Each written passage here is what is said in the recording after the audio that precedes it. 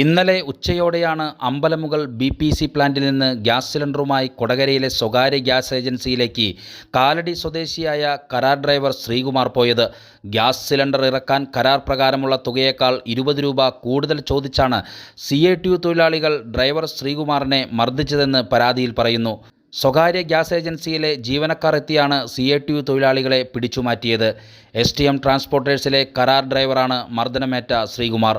1186 രൂപയാണ് കരാർ പ്രകാരം ഗ്യാസ് സിലിണ്ടർ ഇറക്കുന്നതിന് കൂലിയായി ശ്രീകുമാറിനോട് നൽകാൻ നിർദ്ദേശിച്ചത്.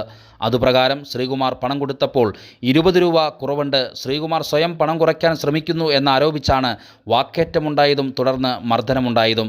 തനിക്ക് കോൺട്രാക്ടർ നൽകാൻ പറഞ്ഞ തുക മാത്രമേ നൽകാൻ സാധിക്കൂ എന്ന് പറഞ്ഞതോടെയാണ് ഇവർ പ്രകോപിതരായി തന്നെ മർദ്ദിച്ചുവെന്നാണ് ഡ്രൈവർ ശ്രീകുമാർ നൽകിയ പരാതിയിൽ പറയുന്നത്.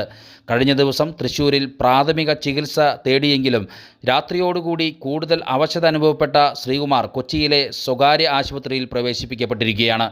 സംഭവത്തിൽ പ്രതിഷേധിച്ച് ഏകദേശം 200ഓളം വരുന്ന ഡ്രൈവർമാർ മിന്നൽ സമരത്തിൽ ഏർപ്പെട്ടിരിക്കുകയാണ്. വടക്കൻ ജില്ലകളിലേക്കുള്ള ഗ്യാസ് സിലിണ്ടറുകളുടെ വിതരണം ഇപ്പോൾ നിലച്ചിട്ടുണ്ട്. കരാറുകാരുമായി BPCL മാനേജ്മെൻറ്റ് ചർച്ച നടത്താൻ തീരുമാനിച്ചിരിക്കുകയാണ്.